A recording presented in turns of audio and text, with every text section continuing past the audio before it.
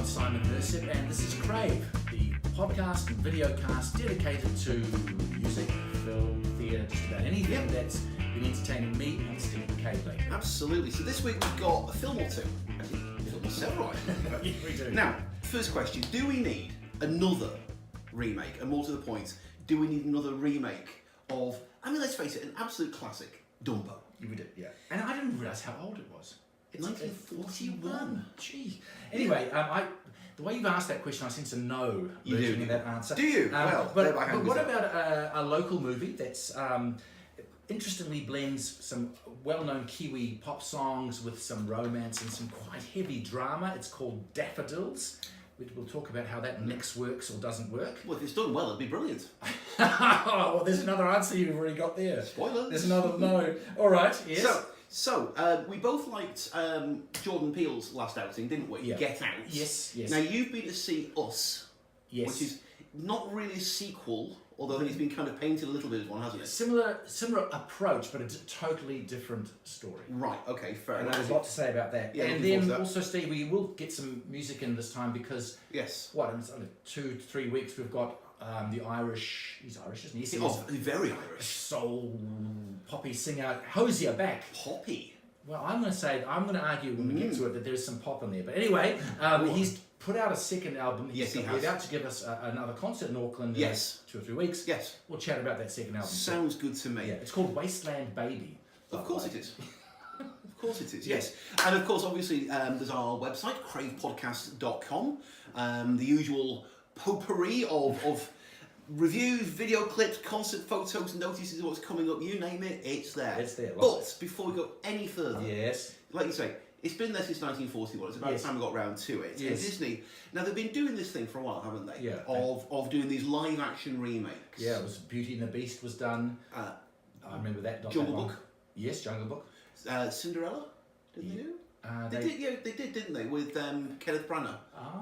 and they've got and Lily I see- James. Right, and I see the trailer is out now for Aladdin, which they've turned into a live action. Oh, with film. Will Smith as the genie, yes. Yeah. So it's this isn't a new trend. No, it's a thing, isn't it? It's a thing. Well-established thing. But what we've got now is an elephantine airborne thing. Yes. Yes, you've, as they said, because let's face it, they kept some of the classic lines, didn't they? Yes. You've seen a dragonfly, you've seen a horsefly, you've even seen a housefly. Uh-huh. And now, Yes. did we see an elephant soar? No. No. No. And the look of disappointment on your face, seriously. No. That you It you should- wanted it, so didn't you? In some ways, I did, and it could, and maybe should have. It's directed by Tim Burton. He's got a well-known visual flair with Yes, his he work. did. Yes, he does. He's got together a cast with Michael Keaton, who I usually enjoy his Can't work. go far wrong yet, can you? In there is Danny DeVito, Colin Farrell, Eva Yep. Green. So there's some decent enough talent, Isn't but there? I have to say, overall, to me, it was flat. Right. It didn't really do anything I didn't expect it to do. And Steve, I guess the big question, we're trying to review a film like that, is it's all very well you and I as adults going along to see it. It is a movie that will be appealing to younger viewers. This Is is it a film which kids will really get into? And I wasn't quite so sure about that. Aspects of it are real heart-tugging sort of story, or attempts to be hard. There you go, attempt, yes. With the baby Dumbo with its big doleful eyes, Yeah. making you feel sorry for him, and the little kids rallying to try and support him, get back to his mother. So there are elements there which are real syrupy, and maybe some kids will buy it. I think the phrase you're looking for is Disney by numbers pathos. That's Or am I overly cynical? No. Anyway, so it didn't do it for me. Right. It does look good, but some of the performances felt rather cliched and just go, as you said, doing it by numbers. What about you? Well, let's do a very quick rundown of the story, because Yes. this is part of the problem, It right? is, okay. We start off just after the First World War. Yep. And the Medici Brothers Circus, led by Danny DeVito, who is the Medici Brothers, Yes. as it turns out. Yes. They're wintering in Sarasota, and Colin Farrell comes home. Still completely undecided which accent he's going to use. But definitely decided which army he's going to use. Yeah. Because he left one behind on the battlefield, apparently. Yeah. Which is an odd little non sequitur because it doesn't really go anywhere.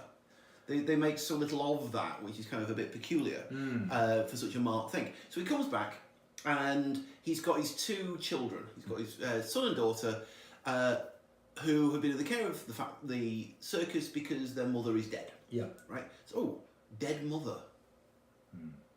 Funny that. I wonder if that could spark empathy somewhere. So Medici buys an elephant for the circus. This would be Mrs. Jumbo. Yes. Right? Fair enough. So far, I've got this far into it. Have you had any mention of the titular elephant yet? No. There's the problem. So she gives birth to this elephant with the big floppy ears. Yeah. That's called Little Jumbo, whatever it's called. And still, it's still about the circus, and it's about Medici trying to make money out of the elephants, and it's about the kids trying to get sympathy out of Dumbo, and it's not going anywhere yet. And it's a 2-hour film, and for the first quarter of it, there isn't even the slightest hint that Dumbo's ever going to fly. That's true. We then, once he does fly, it suddenly becomes a big thing. You know, elephants flying and all the rest. You then get Michael Keaton coming in. Now, dear Lord, was scenery ever chewed as much as Keaton chewed the scenery in this? He's glorious. Yes, yeah. I would just what struck me about his performance with scenery chewing, I agree with you, was that the difficulty was that other members of the cast largely a lot of them were playing it straight. I mean, Colin Farrell was playing his role pretty straight. Oh, he was milking it for all the but he heart-wringingness he could find. Yeah, but in a very not in an ebullient or sort of animated way. No, he's very animated, but you know what I mean. But very earnest. Earnest, and kind of low key earnest, sort of. No, you're quite right. Yeah. And the kids were being just genuine kids. Yeah. Danny DeVito acted up a little bit, but Keaton was head and shoulders the most scenery chewing of all of them, and it sort of stood in quite stark contrast from the other performances. No, you're quite right. I mean, Burton showed enormous restraint in not giving him a moustache to twirl. Yeah. That's how evil he was. Yeah. So it took it into that sort of realm of a cliche and almost someone parodying. Yes. A cliche. Yes. Sort of, you know what I mean. Parody of a cliche. Wow, that's complex. Well, there you are. That's the service that we offer, isn't it? There you go. And that's what I thought was going on. But do you not see what's going on here? We're talking about Keaton. We're talking about Farrell. We're talking about DeVito. What have we forgotten? A certain young elephant. Exactly, and that's the entire problem. So you then get the whole drama of Keaton and is it Van der Veer? Van der Veer. Yeah, that's your man there. Yeah. The sinister Mr. Van der Veer running his circus and trying to co-opt Dumbo, and it's about that. And it's so little about Dumbo, and it loses sight of that. They even lose one of the main characters from the original film. Right, this is the little mouse. Timothy Mouse. Right. He's a bit like Jiminy Cricket in Pinocchio. He's that kind of character. Yeah, I hear what you're saying. I mean, there is this. One of the plot drivers is that Dumbo's lost his mum, and the kids want to reunite Dumbo with his mum because they've also lost their mum. Yes, but we don't really spend a lot of time with Dumbo, do we? No. I mean, not in terms of. Other than the fact they've done a great job with the computerization, and he's got these big eyes, and you feel sorry for him. I mean, it's worth mentioning there isn't a single elephant actually. I'm sure there isn't. In the actual cast. It's all CGI, which is a remarkable achievement. They do, and visually it's great. Yes. But other than the fact that he misses his mum, and he needs to do the feather thing to make himself fly. Other than that, they're not really investing any character development in the Dumbo, really. No. And anyway, so.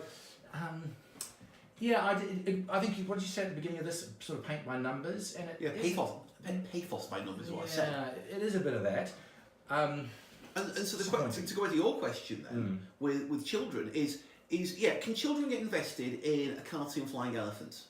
And we know the answer to that question is in spades. Yes, very definitely. It's why this film is such a favourite that we're now getting a remake from it. Can children get invested in the economics of circus management? And that's a harder sell, to be fair, isn't it?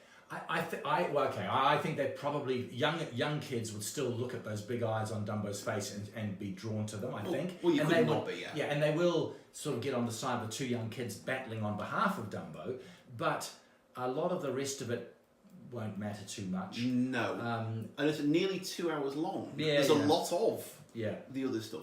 It's also surprisingly violent. Yeah. Yes. I mean, I know, like go back to things like Bambi, and we saw Bambi's mother getting killed. Go back to The Lion King, and I hope these aren't spoilers. Don't think they are anymore.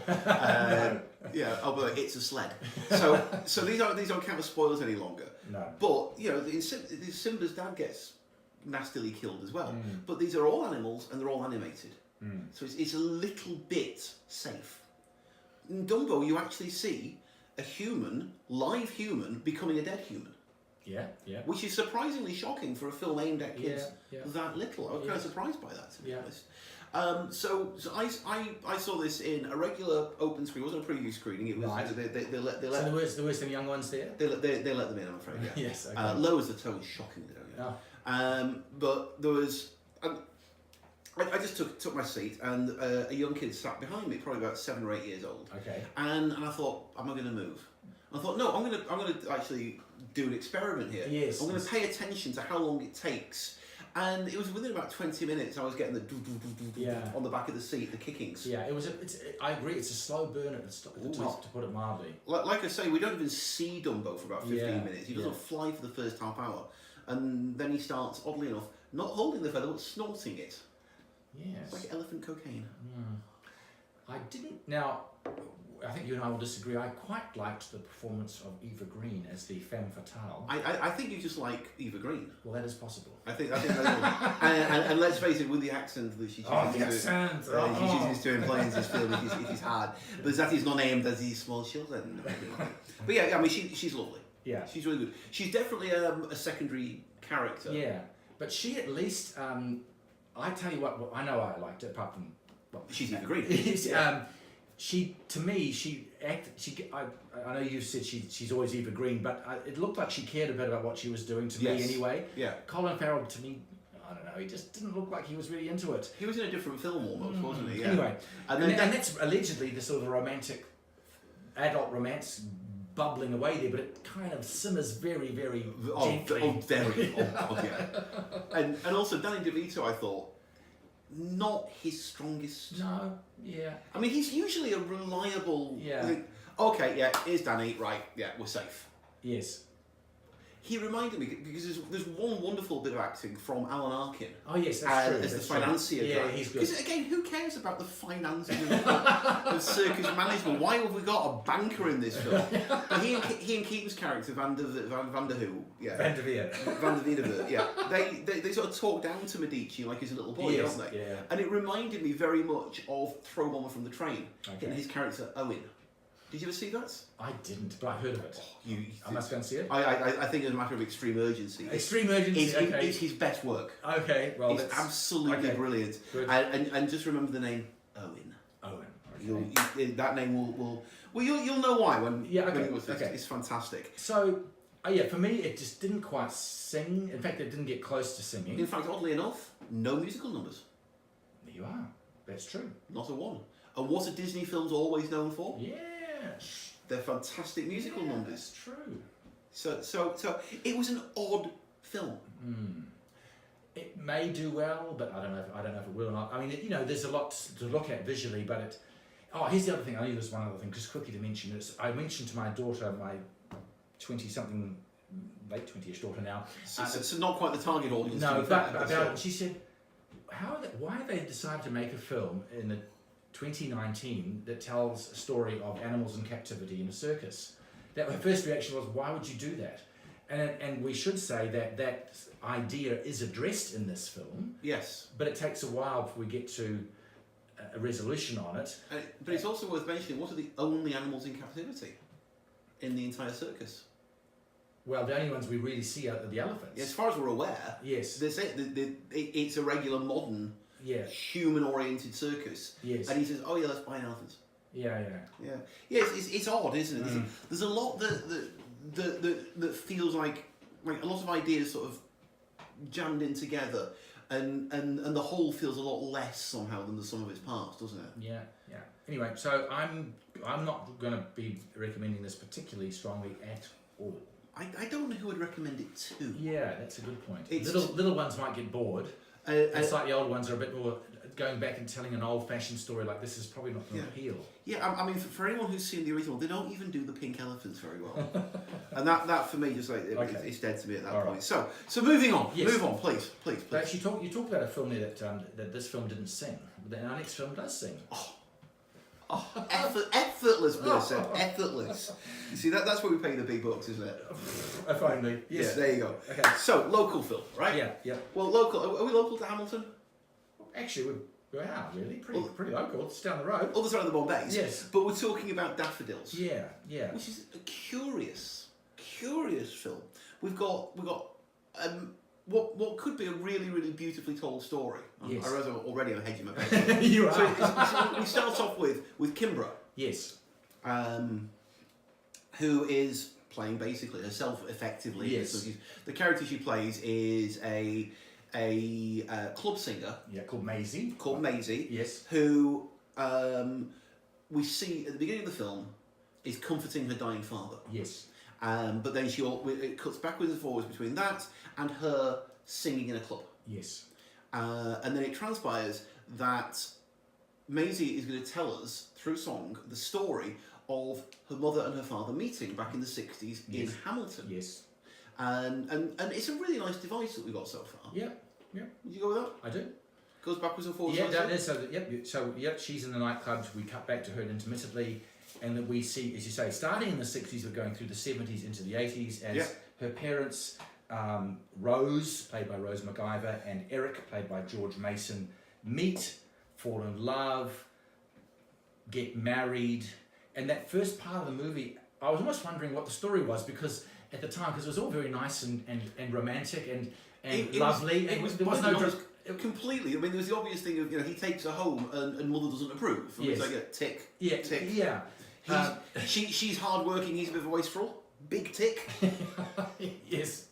So what's going on there? Yeah. So what's going on though is we start as we get to meet some other members of the family, and in particular Eric's dad. That character, and I couldn't quite catch the actor's name here. I should do. I'll get to it in a second. Yes. He has some how should we put this? Some character flaws. The father. He's overly affectionate. He's overly affectionate, and that turns out to have a big influence on his marriage to Eric's mother, and it leads to I don't know how much to give away with these sort of reviews. Yeah. It leads to a big event where Eric, the son, is called in to sort of cover up something. Yes.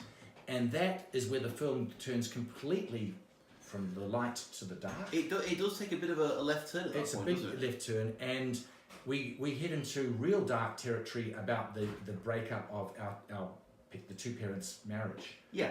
And you can kind of see that. That's hardly a spoiler because it's teed up quite early on that this is not a marriage that's destined to last. And then in the telling of the story, it's not just Kimbra who we see in the nightclub singing her songs. Throughout the film, Eric and Rose are also singing. Yeah. And they are singing in a particular way that I thought was very effective. Yeah. It wasn't like La La Land or something with these big numbers, everyone joining in like a big chorus, and they were people singing directly to each other. And there's none of that. It was more like singing as like thought tracks, wasn't it? It was like singing their internal monologues. Yes. That was really effective. That device I thought worked really well. Yeah, I don't think I've seen it before. No, I couldn't think of one. No, I liked it a lot. And the other thing they did, which a little unexpectedly, was that they were choosing songs and putting them in the storyline, like a song from the 80s was being used in the 60s. Yes. So it's not like the songs were chronologically reflecting when they were released. No, I was wondering about that because I mean, not being as Kiwi as yourself. Yeah. So the song, I wasn't. That was all mixed up. They just chose a song which they thought fitted that point in the plot. Yes. So I didn't mind that either. I thought that was all quite well thought out. No, that was a really clever device. And I think the look of the film was great. I mean, it had that from the 60s all the way through. It kind of took you back to provincial New Zealand, and they did a really good job with that. And there was a lovely sort of very slightly pastel-y palette to it. It was beautiful. I have to make a confession. A friend of mine is the colorist who worked on the film. Oh dear. So I have to confess a certain bias in that regard. Well, I'm glad I got a compliment in about it before you said it, because I didn't know that was coming. No, you didn't. So yeah, it looks lovely. It did. No, It's very, very, very nicely filmed. Yeah. You've got George Mason plays Eric. Yeah. Who is a cracking actor. Yes. Who can't sing to save his life. And you've got Rose McIver, who is a lovely singer. Yes. Who isn't given enough to work with. Okay. I agree with you that it's the husband Eric's story which ends up dominating, really. Very much so. Very much yes. so, especially because it's his father who is driving the plot in many ways. Yes. He didn't have as good a voice as Rose. I personally didn't mind that so much. To me, that made it just a little more Kiwi in a way, a little more real. It didn't. That was all. I kind of put that didn't bother me too much. I think the thing that really struck me was the thing we just mentioned about this deep chasm between this light, frothy little story at the start and then into something pretty heavy going. It does take a very, very dark turn at one moment. And the thing that left me when I was watching it, frustrated is that in the story, and I won't spoil it too much, but in the story there's a point at which Eric has an opportunity to explain everything away. Yeah. And so that his wife will get the full picture. Yeah.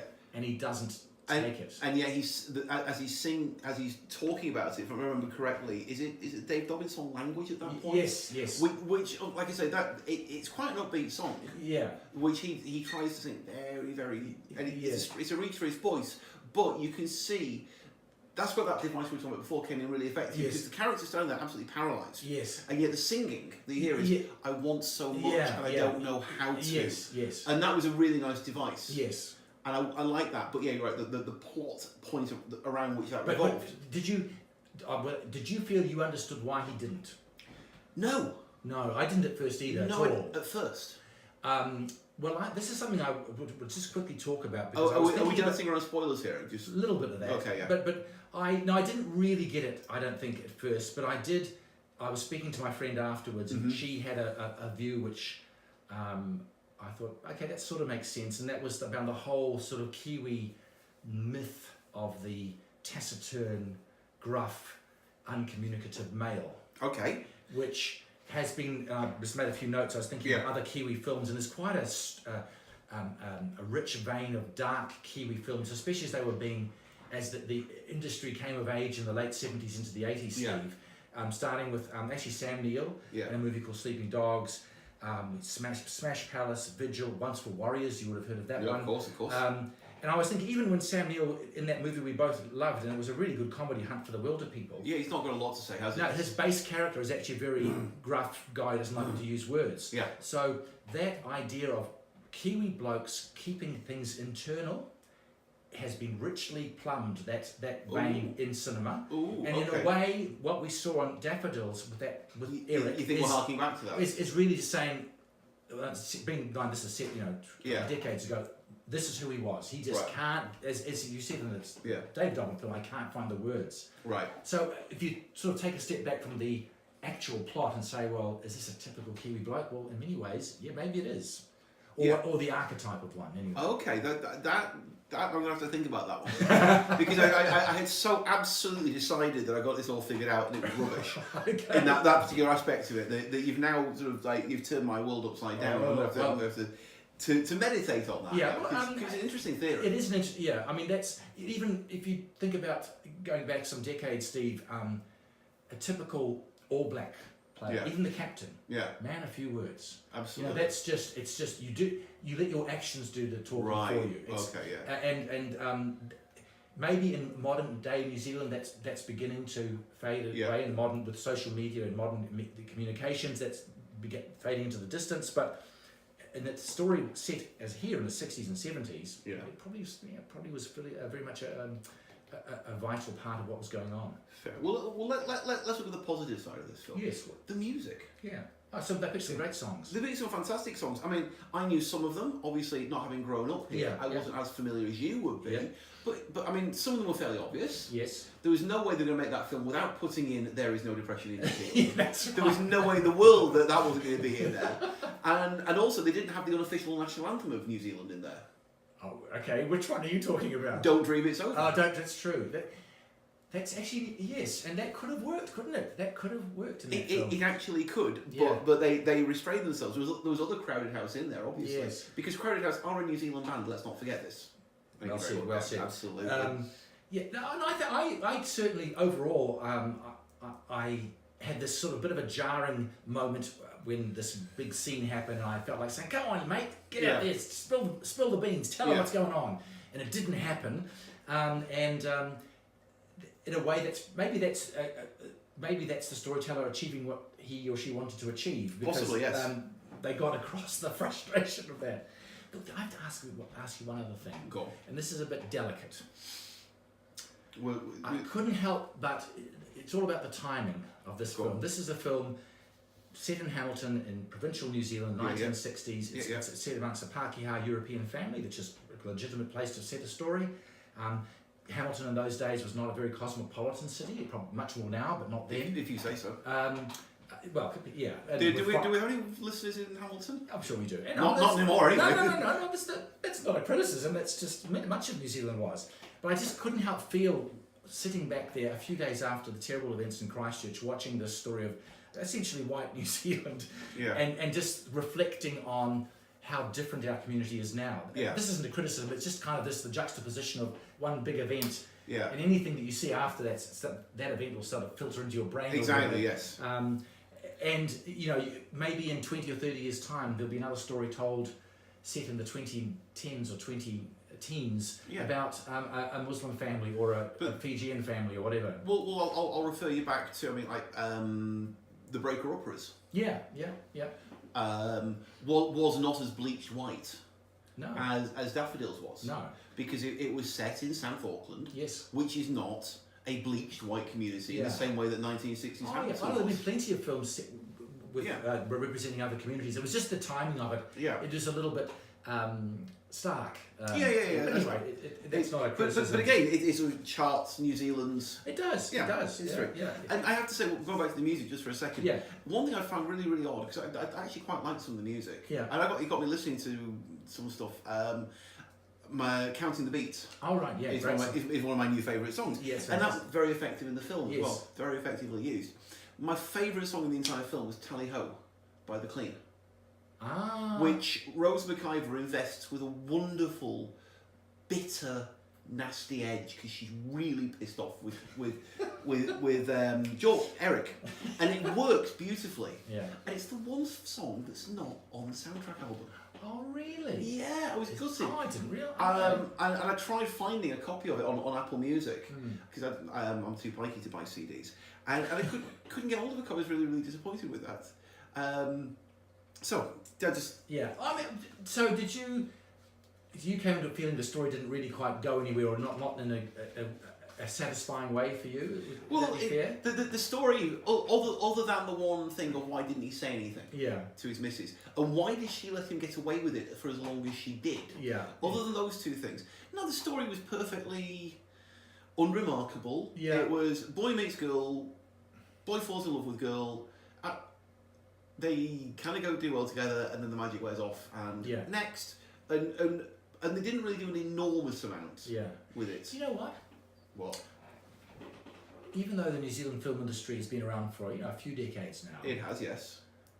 there is still, for someone of my generation, something about seeing your own story reflected back to you. I can see that. And even though maybe I was feeling there wasn't a lot happening, especially in the first part of the film, just the fact of seeing that setting, people talking like that, those New Zealand songs, it just shows you how important for a community it is for a community to tell their own stories back to them. No, I get that totally.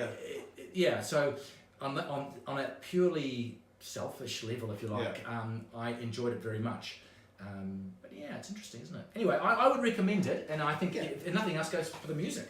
I would recommend it reservedly. Okay. It's I mean, it's going to get a massive amount of goodwill in New It Zealand will. for the reason you just outlined. Yeah, yeah. And I think it deserves about half of that. Mm-hmm. I think the other half is going to be simply the feel-good aspect of, hey, it's a Kiwi film by Kiwis for Kiwis. Yes, yeah. And it's got great music in it. Yeah. But ultimately, the film in itself, Yeah. I mean, Hunt for the Wilder People Yeah. was deservedly a massive breakout hit. Yes. Around the world because it was such a gloriously, unexpectedly lovely film. Yes. I don't think this is going to have anything like the impact. It won't. No, it's which is a shame because it certainly wasn't bad. No. Definitely. It's a particular story set at a particular time that may rob it of some of the wider appeal that say Hunt for the Wilder People might have. Okay. Well, let's talk about a film that's got probably a bit more international appeal. Mm-hmm. Now, is it 2 years ago now that Get Out got out? Ooh, nice. No, I'm still not in your league, Simon. Not in your league. But right. But in those 2 years, Jordan Peele, the director, has not wasted time, has he? No. So I mean, Get Out was a clever, interesting, unexpected film. Yeah. And he followed up with Us. Yeah.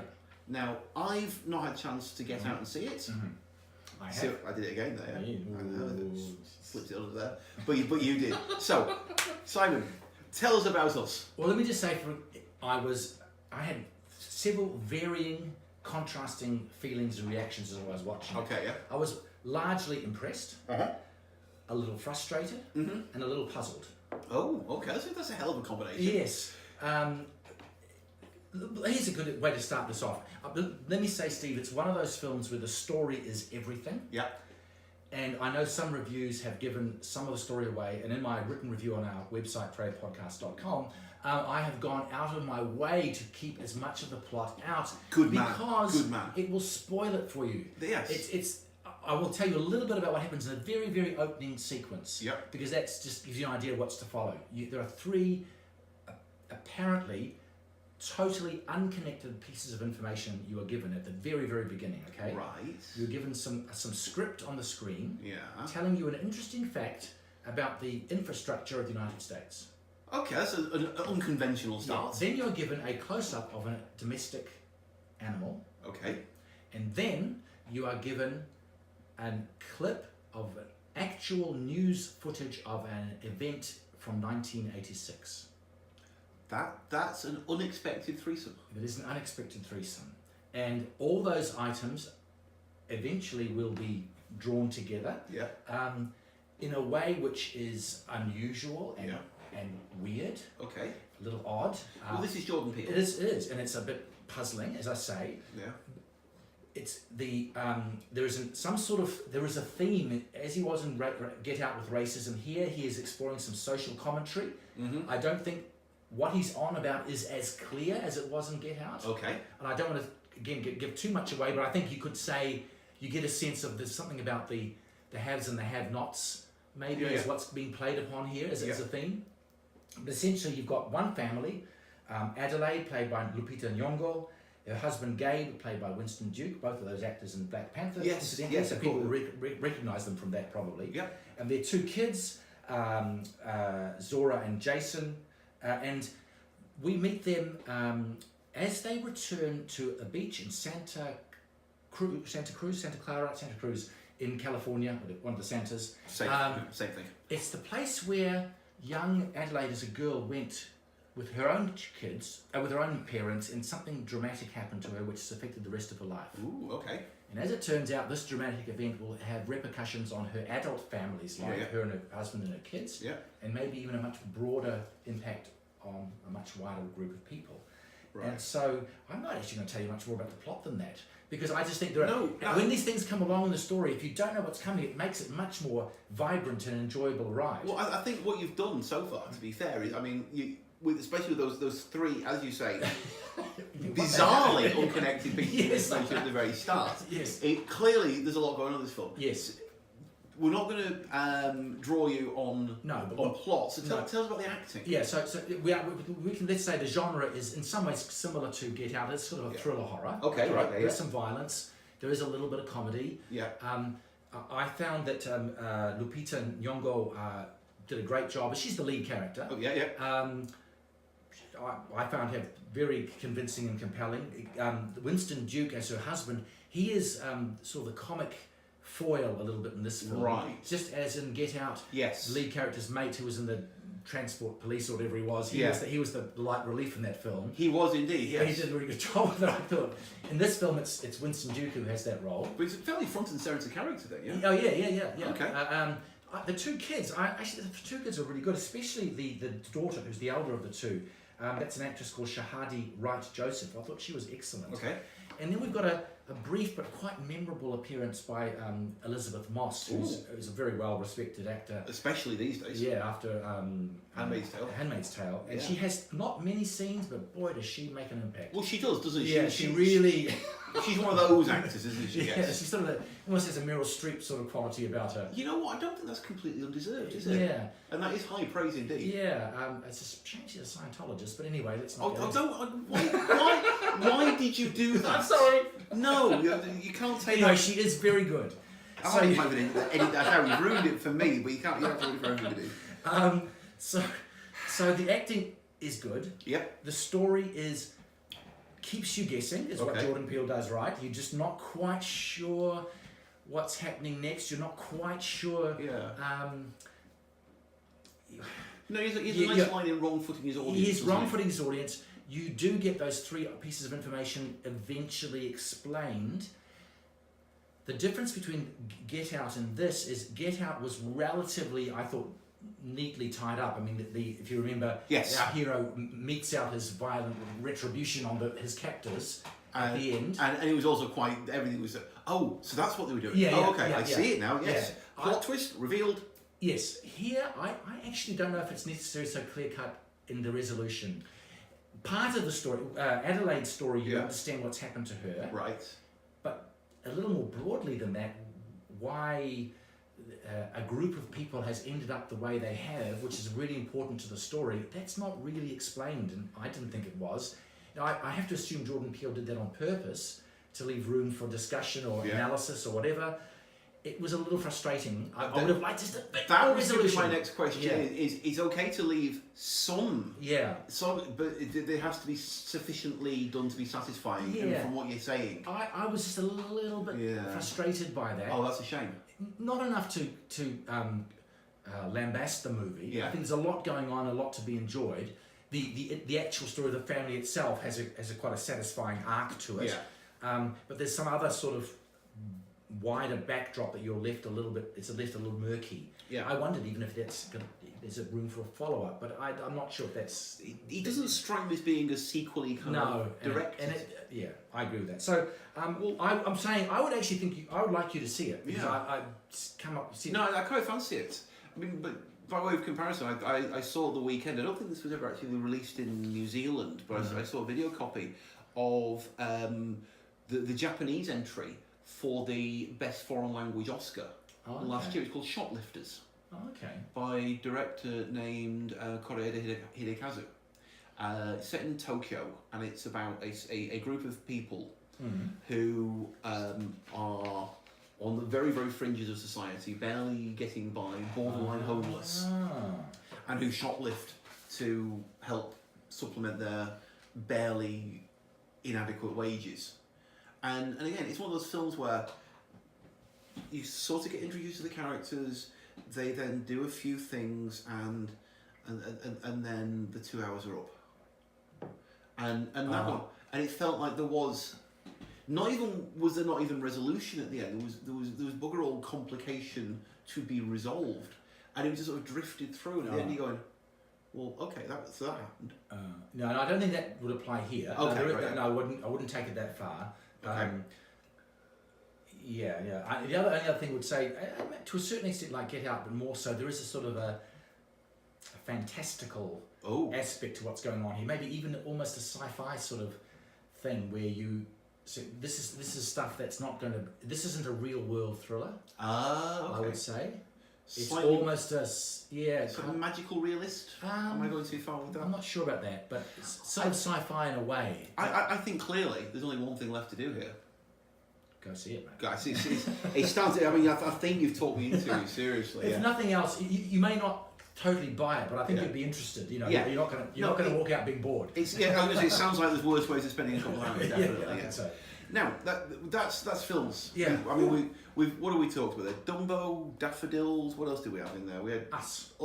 passing reference to Shoplifters. Yes. I think we're all filmed out, aren't we? We are filmed out. So where should we go next? Let's get into some music. Because I think we should, yes. In a few weeks, we've got a concert that I'm pretty sure will be sold out and then some.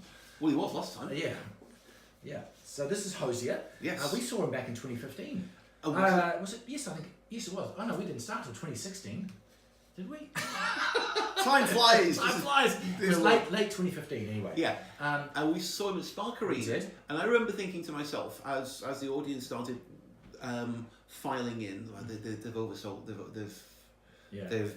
overhyped this, they've oversold him. He's never going to fill Spark Arena. Yeah.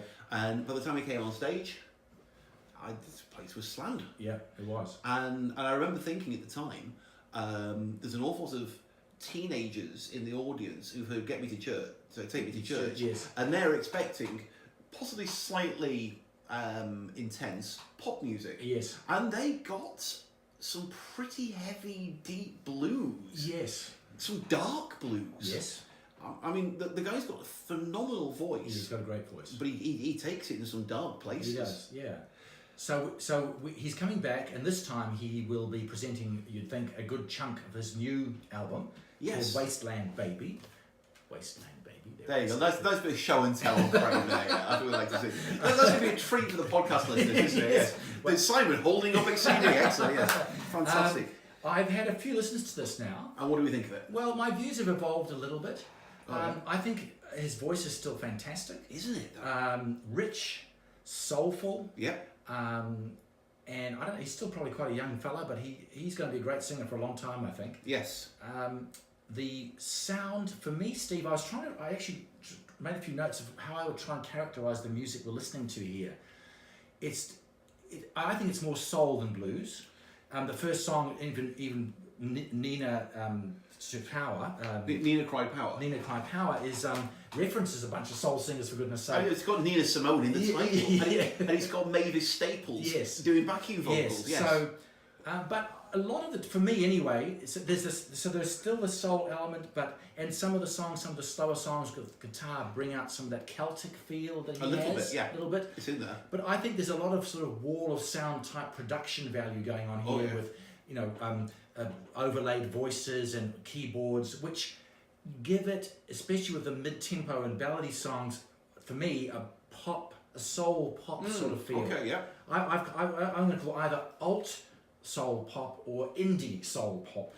And the thing is, I can't argue with any of this because he's very, very, very difficult to pigeonhole. Isn't he? Yeah. He is what he is. Yeah. I don't think there's so much bluesy stuff really in this one. Not as much. For me anyway. No. But so that's my sense of how did it sound to you? Well, the one thing that's still there from the first album is reverb dialed up to 11, and I mean, there's a wonderful sense of spaciousness in the sound. It's very rich and echoey doesn't do it justice, but I'm trying to put my finger on it. There's a lot of reverb, a lot of richness, a lot of fullness to the sound. I think that's what you're interpreting as the wall of sound. Yes. But ultimately it comes down to his voice, and I think it's never stronger. In fact, than oddly of a song that's not even on the album. Right, you were saying. There's a song. Now I'm going to look on my computer here because I want to get the title. This was on an EP that came out. Yeah, there was an EP. The Nina Cried Power EP. There's like 4 tracks on it. Moments Silence (brackets Common Tongue brackets). Okay. That was on the EP that didn't make it onto the album. Right. And would have been possibly the strongest song on his first album if it had been there. Right. And there's one thing that hits me in it, is the man can yelp. He can yelp like nobody I've ever heard. The only person I've heard come close to it was another Irish singer, Kevin Rowland out of Dexter's Midnight Runners. Oh, okay. And he's not even properly Irish.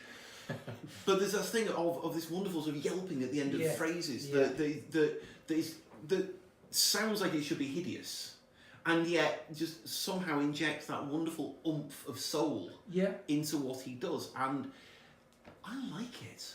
Okay, I liked it too. I've you'll know what I'm going to say. That for me, this 14 songs was maybe for me 2 or 3 too many. That's the thing these days, because it's a CD, you can fit 64 minutes on it. Oh dear Lord, we're going to fit 64 minutes. I think it would have just had more impact being just a little shorter. Yeah. I even sort of listening to it again today. I even picked out, say, 3 songs. I reckon they're not bad songs, but you could take them out. Right. There's, apart from the first song, Nina Cried Power, which is a full-on soul blast. Isn't it just? Yes. Belting it out, really powerful and quite. The tempo is really in your gut. It's most of the rest of it is not that fast-paced at all. Most of it is medium to slow tempo songs, and that they're melodic, and he's got some quite nice hooks and almost very definitely and some but.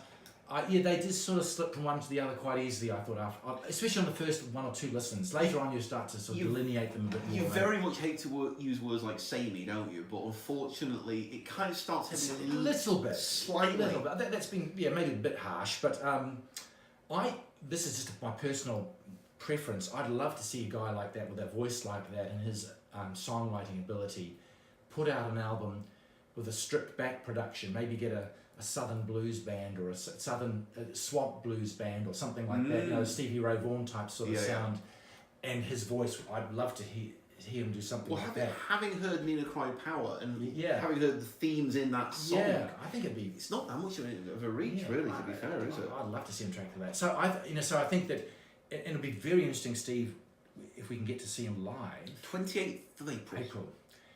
Whether on stage, what do they attempt to recreate that fullness of sound, or do they try and maybe do it in a slightly different way? If you remember last time we saw it, I think the answer was yes, because there are songs. Now I'm trying to remember what the song is called on the first album, where he talks about Alone With Me.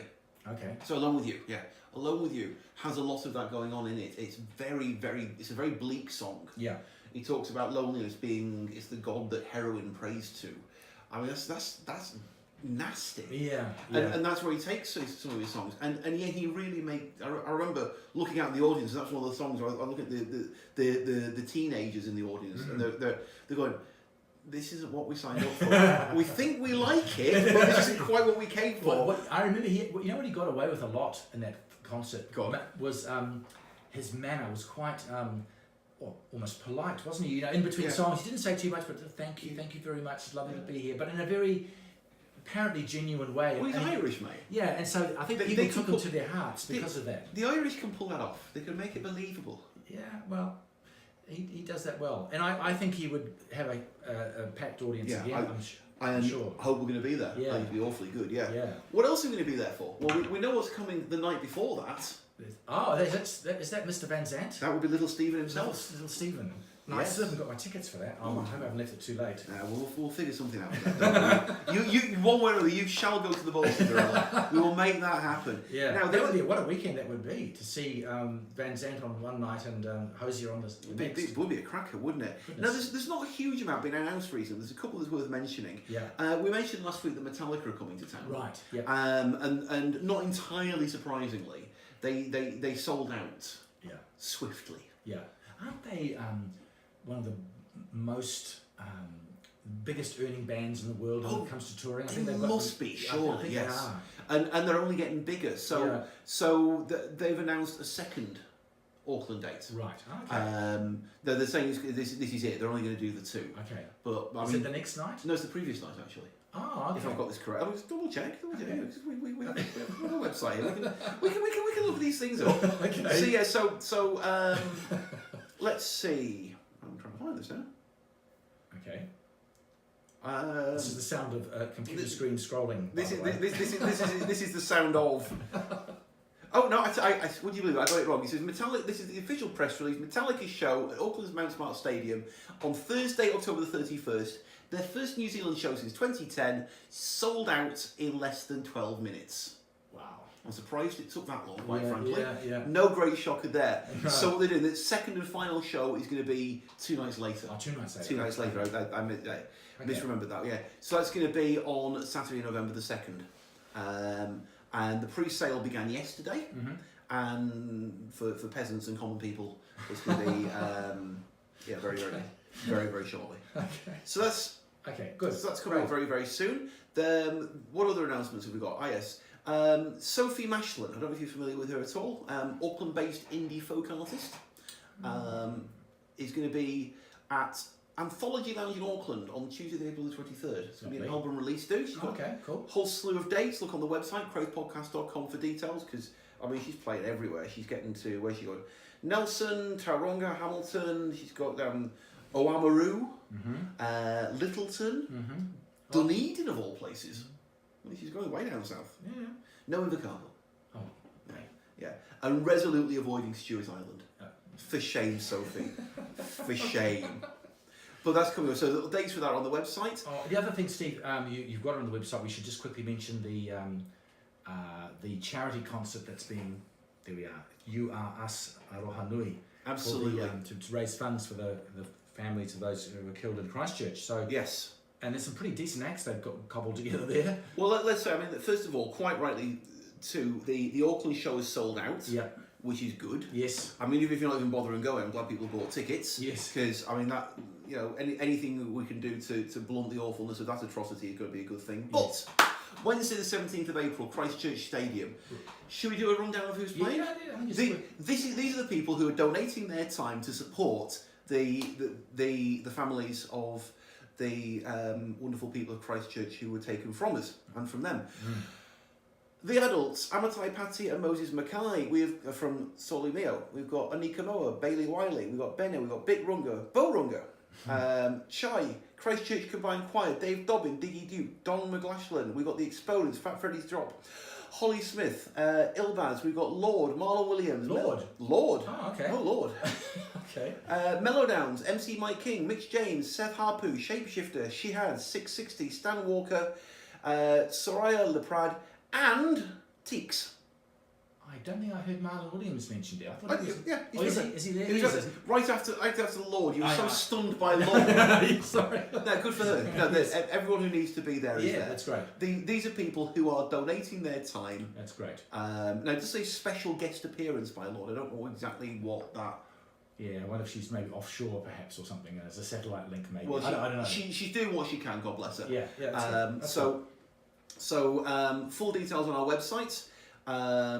It says Ticketmaster and Ticketek will donate the booking fees for once we approve of them. Right. They will donate the booking fees from purchase tickets to the Our People, Our City Fund. Good.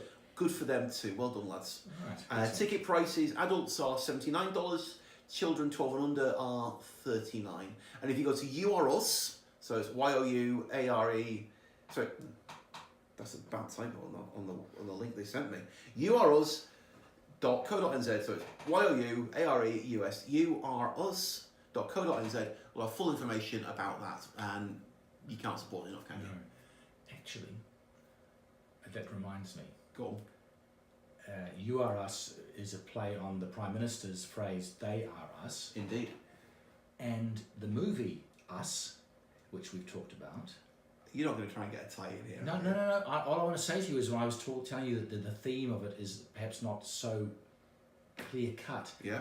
But the title Us tells you it's there for a reason. Okay. It's there for a reason, and it is about this idea of us and about accepting everyone around us in our community. And I think so. In a way, there is sort of it's not a million miles away from as a thought about what's something that's going on in this film about people who shouldn't be ignored or whatever you want to say. Right. And that idea that was being expressed in the aftermath of that. That's all. I won't draw too strong a connection, but there's a little resonance there. Yeah. I mean, you had me intrigued about 10 minutes ago.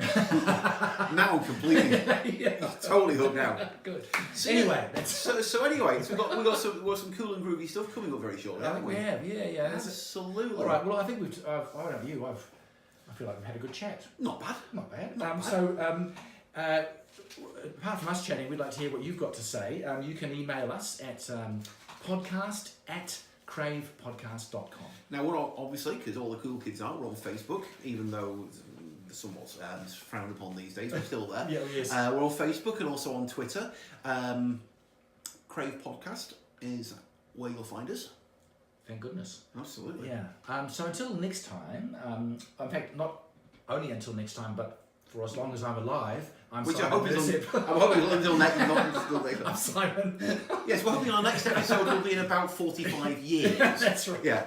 So he's Simon Mercer for the duration. I intend to carry on being Steve McCabe. Excellent, and that's what's been entertaining us this week. Jolly good.